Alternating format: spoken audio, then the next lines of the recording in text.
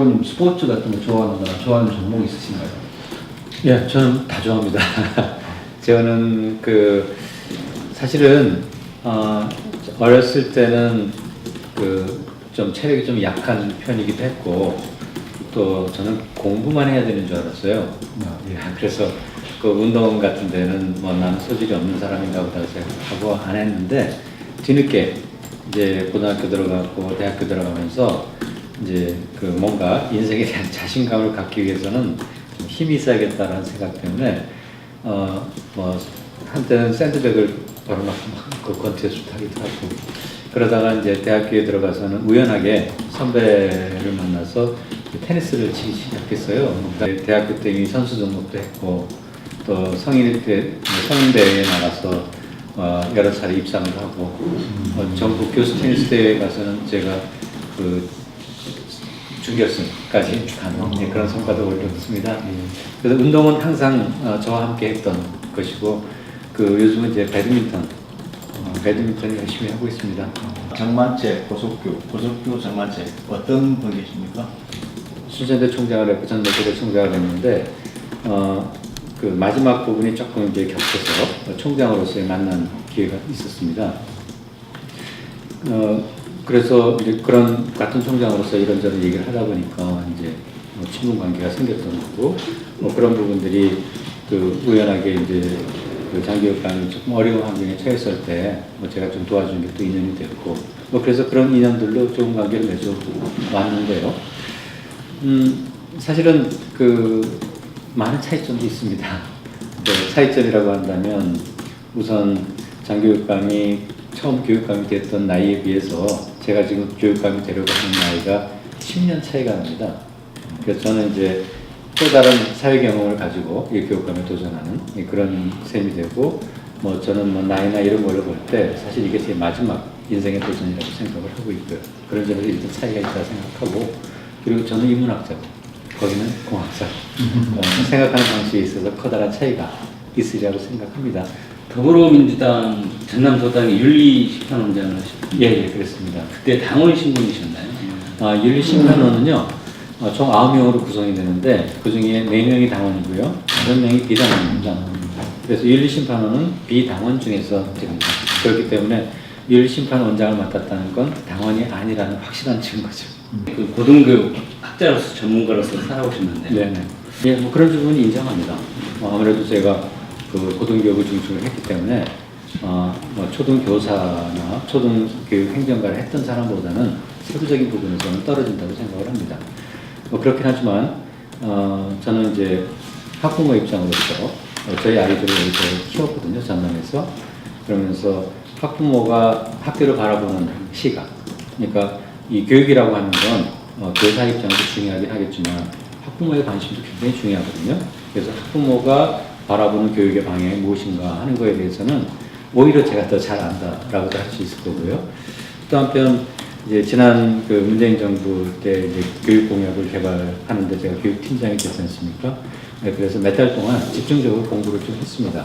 그래서 유초중고 부분의 교육 공약을 개발하는데, 그래서 현재 우리나라 유초중 등의 교육의 문제점이 뭐고 어떤 방향으로 이것을 바꿔야 하는지, 그런 부분에 대해서 많이 배웠고, 또 스스로 연구도 많이 했고 책도 많이 봤습니다. 그렇기 때문에 학교 현장을 잘 모를 것이다 라고 하는 부분은 좀 기우라고 생각하고요. 또 저는 전남 학교 역사라고 하는 책도 썼습니다. 그래서 전남의 학교가 근대 이후 오늘날까지 어떻게 변해왔는가라고 하는 걸 역사적인 관점에서 다 고찰을 해놓고 있기 때문에, 지금 대입 제도는 전남교육감 후보로서는 어떤 방식으로 바뀌어야 한다고 보십니까? 서로 이해관계가 다르니까, 정시가 유리한 사람은 정시를 늘려야 한다고 그러고, 수시가 유리한 사람은 수시가 늘려야 한다고 하니까, 이 국가 차원에서는 그것에 대한 어떤 기준을 정하는 게 필요한데요. 그때 교육정책을 입안할 때도 그 부분에 대한 논란은 많았고, 비중을 어떻게 하는가에 대해서 그때도 확정을 사실 못 졌습니다. 그래서 아마 50대 50 정도 생각을 하고 있었는데, 지금 이제 추세는 현재는 한 70%가 수시고, 정시가 한 30% 내지는 이제 점점 수시가 늘어나는 추세지 않습니까? 저는 전남의 입장에서는 수시가 확대되는 게 바람직하다고 생각합니다. 이제 캠프에 뭐 아까 좀 참여도 네, 하셨고 11.6 사태 이후 그 서울의 봄이 80년도에 서울의 봄이 5.18로 인해서 무너졌지 않습니까?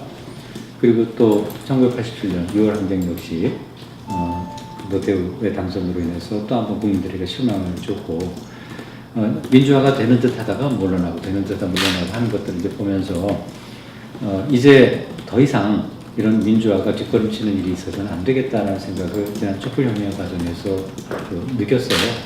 그래서 저 같은 사람도 좀 나서야겠다.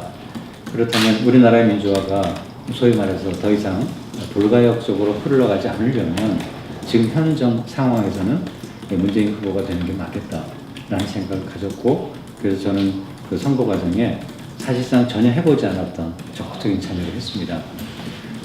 그런 과정 속에서 이제 그 대선의 공약을 개발하는 데도 제가 들어가게 되었는데, 뭐 그 배경에 대해서는 상세하게 설명할 수는 없겠습니다만, 어쨌든 그 지방에 있는 저를 그 중앙의 교육 공약의 팀장으로 저를 선정했단 말이죠. 그 부분은 뭐 저도 감사한 것이지만 제가 그만한 역량이 있다고 판단했겠죠. 뭔가 대한민국 교육 전체에 대해서 들여다볼 수 있을 사람이다라고 평가를 받았던 거고, 그런 부분들은 이제 어떤 그 진보적인 학계에서 저를 많이 추천했기 때문에 그런 것이고요. 또 한편 현 정부 들어서도 적폐청산의 일환으로 진행된 역사교과서 국정화 진상조사 위원장도 저 같은 그 지방에 있는 사람에게 맡겼잖아요. 그 무수히 많은 그 수도권 사람들이 있지만 그 역시 마찬가지로 제가 그만한 그 진보적인 학계에서의 신뢰도를 가지고 있기 때문이라고 말씀을 드릴 수 있고요. 그런데 그걸 5조 원까지로 예. 또 확보를 좀 해보겠다라는 네. 그런 말씀하셨어요. 예, 뭐 보통 우리가 5% 향상은 불가능해도 30% 향상은 가능하다, 뭐 이런 말이 있어요. 그러니까 5% 향상을 하려면 기존의 방식으로 뭐 더 노력하는 것이면 힘들고 30%를 바꾸라고 하면 발상 전환이 안 되면 불가능하잖아요. 그래서 저는 그런 발상 전환을 해보겠다라고 하는 거죠. 즉, 그 교육계의 그 보편적인 요구 사항이 우리나라 교육 예산의 증액입니다. 말하자면 우리나라 그 공교육 예산은 그 OECD 평균에 약 0.5%가량 못 미쳐요. 그리고 이제 우리가 3만 불 시대가 되는데 이 공교육 부담이 적어도 OECD 평균은 돼야 되지 않느냐. OECD 중에서 우리는 상위 국가인데, 그래서 그런 정도로 올리는 일에 좀 앞장을 설 생각을 갖고 있습니다. 그래서 지금 지방교육재정 교부 비율이 내국세 20.27%인데 그것을 5%까지 올리는 거죠. 사실은 그것도 지난번 공약에 문서화하려고 했었는데 이제 조금 주저해서 문서화하지는 않았지만 내부적으로는 그런 지향점을 갖고 있습니다. 그래서 그 5%를 올리면 당연히 5조가 됩니다. 일단 5조 원 예산을 확보할 수 있는 그런 방안들을 가지고 있습니다. 네. 나름대로 또 대안은 있으실 것이라고 판단이 됩니다. 네. 어떤 대안이 있으십니까? 예. 이렇게 다양한 편차를 가지고 있는 것이 전남교육 행정의 어려움이라고 생각을 합니다. 그런데 지금까지 보면 그런 지역에 대한 차이를 별로 염두에 두지 않고 일정한 기준으로 좀 획일적인 교육 행정을 좀 펼쳐왔던 걸로 보여져요. 그래서 그건 아닌 것 같다. 그래서 뭐 도시형이라든가 농어촌형 또는 도서형 거기에 적합한 인사행정이나 재정배분이나 또는 교육과정 이런 것들이 만들어져야 각자 우리 주민들이 자기가 살고 있는 곳에 만족할 수 있는 교육, 또 아이들도 지금 자기가 다니는 학교에 만족할 수 있는 교육, 사실 이게 가장 바람직하잖아요. 지금 진척이 안 되는 걸로 알고 있습니다. 네. 그거랑 같은 맥락인가요? 아니면 전혀 다른 식으로? 전남 학교 역사를 썼다고 그랬는데 그 중에 일부가 전남 교육박물관 기본계획 세우는 것이었어요. 제가 그 예비후보 등록을 하고 제일 먼저 찾아간 곳이 그 장흥 회진면에 있는 명덕초등학교를 찾아갔습니다. 명덕초등학교 잘 알려지지 않은 곳인데 그 난곡 도창욱 선생이라고 하는 분이 계세요. 그분이 이제 일제 때 우리 아이들에게 민족교육을 가르쳤던 그런 분이고, 그 제자들이 아주 드물게 장학금을 모아서 매년 그 기념식을 하고 있어요. 그럼 그 제자들이 지금 거의 80, 뭐 이렇게 됐죠. 그 제자들이. 그분이 이제 51살 때 돌아가셨습니다. 아니 51년에 돌아가셨으니까. 그래서 제가 그걸 찾아간 것도 우리 전남에 제일 중요한 것은 스승 존중 풍토가 필요하겠다. 그래서 제자들이 그렇게 스승을 존중하고 있는 거 저 별로 들어본 바가 없거든요. 근데 명동 초등학교에서 뭘 하고 있더라고요. 그래서 그 사원비도 세우고. 그래서 저는 앞으로 교육감이 되면 이 스승을 존중하는 풍토를 교육청부터 만들고 또 그런 것들이 확산되는 그런 것들을 하면 좋겠다. 그리고 이제 바로 그런 것들을 위해서 교육박물관을 만들면서 거기에 그 전남 교육, 그 전남 스승 백인 뭐 이런 거 해가지고 그런 전남에서 존경할 만한 스승이 누가 있는가 하는 것들 발굴해서 그런 것들도 전시하고 그렇게 함으로써 스승이 존중받을 수 있는 그런 풍토를 좀 만들고자 합니다. 어차피 교육은 그 교실에서 교사가 하는데 이것을 교사와 학생이라는 관계가 아니고 스승과 제자의 관계로 만드는 것이 제일 중요하다고 생각하거든요. 그러니까 직업인으로서의 교사가 아니라 스승으로서의 선생이 되는 뭐 그래야만 이 교실이 즐거운 교실, 자발적인 교실, 주체적인 교실이 될 수 있다고 생각합니다. 어떤 차별화가 되지 않으면 그렇죠. 좀 어렵지 않겠냐 운영 자체가. 예. 그 서울에 하나 있고 저기 교원대 있고 뭐 제주에도 있어요. 근데 교원대 것이 뭐 가장 잘 되어 있는 것으로 되어 있지만 제가 그것을 만들 때 보니까 이게 다 이제 교육과정 중심으로 박물관이 돼 있어요. 1차부터 7차까지 교육과정이 진행되고 있는데 저는 그런 형태의 방식보다 아예 그 학교의 일상적인 그 생활을 그대로 볼 수 있는 거. 그래서 제가 생각했던 건 뭐냐면 우리가 학교에 들어가면 현관이 있고 교장실이 있고 뭐 예를 들면 교무실이 있고 또 뭐 양호실이 있고 등등 이제 과학실이 있고 하잖아요. 그런 학교 개념을 박물관으로 도입해서 그 교장실에 가면 그 교육 행정에 대해서 알 수 있게 하고 또 행정실에 들어가면 각종 교육 관련된 서류라든가 뭐 이런 컴퓨터라든가 이런 것들이 어떻게 바뀌었는가 또 무슨 과학실에 가면 옛날 과학 기자들부터 시작해서 현재까지 어떻게 바뀌었는가 막 그런 방식으로 그런 얘기까지. 도교육감이 되신다면 가장 시급하게 내가 이걸 꼭 해야 되겠다. 그 전남형 교육 모델을 좀 개발하고 싶어요.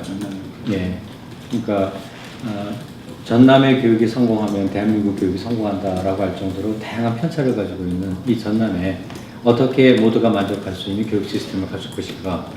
그래서 그 부분을 좀 모색해 보려고 합니다. 완도 같은 섬지역은 대부분 다 초임 교사가 온다든가 또는 문제 교사가 온다든가 이런 형태로 주민들 불만이 굉장히 크거든요. 근데 이걸 교사 입장에서 보면 사실 별로 선호하지 않는 지역이면 틀림없잖아요. 그래서 그 관계를 어떻게 바꿀 건가 하는 건데요. 저는 이 말 그대로 단점을 장점으로 바꾸는 그런 형태의 발상의 전환이 필요하다고 생각합니다. 최근에 영광에서 전남 안전 체험교육센터라고 하는 것이 지금 신설 중에 있어요. 그게 이제 200억 정도 예산이 들어서 만들어지고 있는데 폐교로 활용하는 겁니다. 그 폐교로 활용해서 그것을 안전체험교육센터로 바꿔가지고 이제 전남의 학생은 물론 전국의 학생들이 거기에 이제 와서 체험할 수 있게 하면서 이게 결국 관광 효과도 이을 수 있을 거고 지역 경제도 살릴 수 있는 어떤 바탕이 될 수 있겠다. 그래서 저는 교육 행정이라고 하는 게 일반 행정에 손만 버릴 게 아니라 일반 행정과 협력해서 지역 경제를 살리고 또 일반 행정이 역시 지역 교육에 책임을 지는 그런 형태의 변화를 모색해야겠다. 그래서 지금 얘기한 진로체험센터 같은 것들을 좀 적극적으로 각 지역마다 좀 확대해 보려고 그런 생각을 가지고 있습니다. 이 총장 교육감 시대를 마감하자 이런 선거 프레임 같은 것들을 내세울 수도 있고 전국 교육감의 어떤 통계 분석을 해보면 절반 이상이 이제 교수 출신이 많습니다. 근데 저는 무슨 교수가 돼야 한다, 교사가 되어야 한다, 교육행정가가 되어야 한다 라는 생각 이전에 교육감이 돼야 할 사람이 돼야 한다고 생각합니다. 교사로서도 교육감의 자격이 있으면 돼야죠. 교육행정가도 자격이 있으면 돼야 되고 그렇다고 해서 교수 출신이 교육감이 되면 안 된다. 저는 거기에 또 동의할 수 없어요. 그런 능력이 있고 그래서 교육감은 여러분들 잘 아시겠지만 현장에서 아이들을 가르치는 사람은 아니잖아요.